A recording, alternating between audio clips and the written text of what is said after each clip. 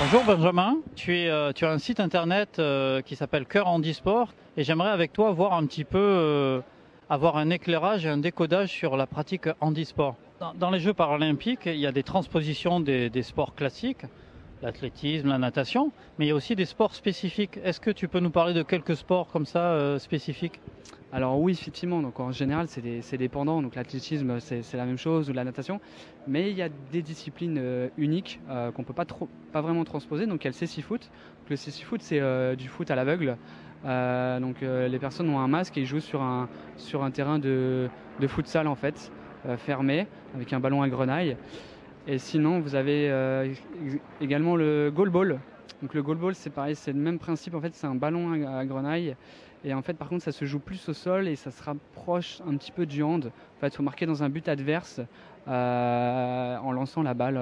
Voilà. Les gens se déplacent sur le terrain quand même. En fait, voilà, ils ont chacun une partie. Ils ont une partie chacune dans laquelle ils ne peuvent pas aller au-delà. En fait, ils doivent rester dans leur camp. C'est un peu comme aussi une balle aux prisonniers en fait. Un ballon prisonnier. C'est aussi ça en fait. C'est un dérivé de plusieurs sports qui en fait un unique et spécifique en fait aux déficients visuels et notamment aux aveugles. Alors je voulais parler des catégories avec toi parce qu'en fait en préparant ce sujet je me suis aperçu qu'il existait énormément de catégories, peut-être même une quarantaine, tu pourras nous dire précisément. Est-ce que tu connais le nombre de catégories qu'il existe différemment à peu près? Alors si on parle de l'athlétisme, effectivement il y en a beaucoup. Déjà on différencie en fait deux grandes catégories, c'est les lancers et la course. En fait, c'est track and field. Donc en fait, un T c'est le track, donc la course, et le F pour field pour les lancer.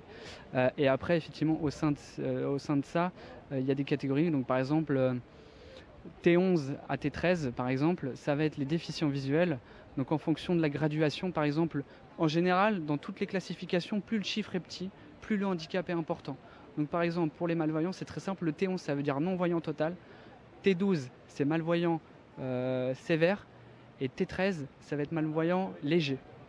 Voilà, donc, et c'est pareil pour toutes les autres catégories. Donc, pour le déplacement ou tout ce qui est catégorie en fauteuil, voilà, plus le chiffre va être petit, plus ils auront de l'aisance à se déplacer et avoir du mouvement. Mais après, effectivement, catégorie, je sais pas, une cinquantaine au moins, oui, à peu près. Ouais. Dès qu'il y a une catégorie, c'est-à-dire qu'il y a un podium. Catégorie égale à un podium, effectivement. Donc, parce qu'effectivement, une catégorie à une autre, ils n'ont pas forcément les mêmes facultés. Donc, du coup, effectivement, on est obligé de segmenter pour que tout le monde soit égalité. Et donc, du coup, ça multiplie effectivement les catégories.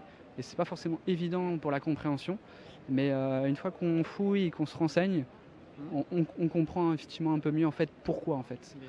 L'objectif du porte-drapeau a été annoncé à une cinquantaine de médailles. À Londres, c'était 45, donc c'est envisageable. Effectivement, c'est envisageable. Il y a de très belles chances de médailles. Après, voilà, à confirmer, parce que dans le sport, tout peut arriver. Donc, et sachant qu'effectivement, normalement, c'est l'athlétisme qui devrait rapporter le plus de médailles, ce qui a été le cas à Londres en tout cas.